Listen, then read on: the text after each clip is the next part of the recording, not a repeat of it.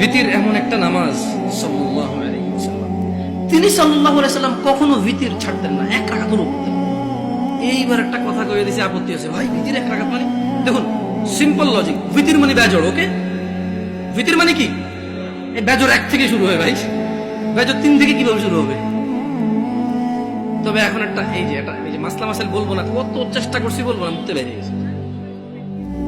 দেখেন, আপনারা যদি আমাকে কেউ প্রশ্ন করেন, জামশেদ ভাই আপনি শুধু আহলে হাদিস মসজিদে কেন যায় জুমা পড়া, অথবা শুধু আহলে হাদিস বা সালাফি বা সহিহ আকীদার ওরা দাওয়াত দিলে ওদের এখানে কেন যান, আমি আপনাদেরকে বলে দিতে চাই, আমি ওই প্রত্যেক মসজিদে জুমা পড়াবো।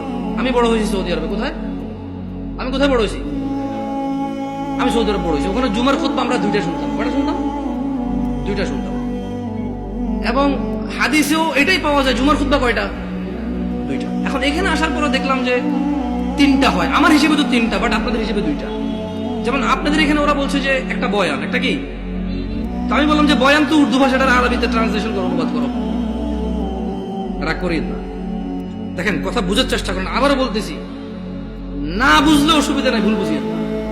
বয়ান হলো উর্দু ভাষা, এটার আরবি কন্ত কি হয়? ধরেন একজন সৌদির যদি বলি যে বয়ান, বয়ান বুঝবে?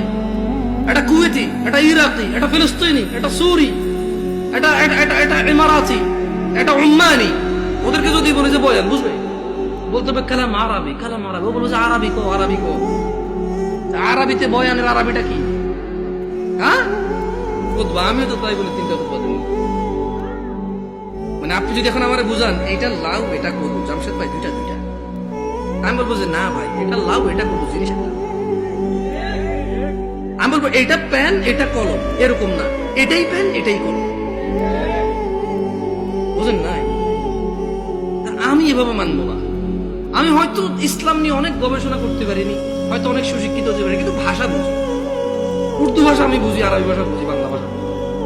হয়তো বাংলা ভাষা ব্যাকরণ অত ভালো বুঝি না, হয়তো অনেক বাংলা লিখতে পারি না আমি এখন, কিন্তু আমি কথা বুঝি।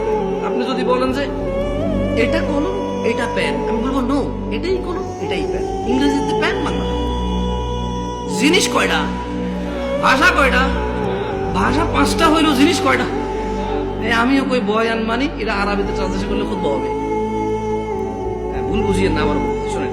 তো যদি আপনারা বলেন যে আপনাদের মসজিদে দাওয়াত দিবেন, আর যদি বলেন যে জামশেদ ভাই আপনার স্বাধীনতা আছে 2টা খুতবা দেওয়ার, তাহলে ইনশাআল্লাহ ঠিক 12:30টায় খুতবা শুরু করব।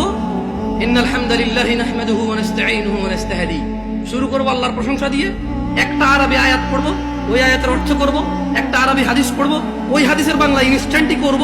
এভাবে আধা ঘন্টা 1 ঘন্টা যা আল্লাহ তৌফিক দিয়ে কথা বলে বসবো, বসে আবার উঠবো, আবার আরবিতে যেটা বলবো ওটার বাংলা অনুবাদ করে খুতবা শেষ করে 2টা খুতবা দিয়ে নামাজ পড়ে সালাম ফিরে।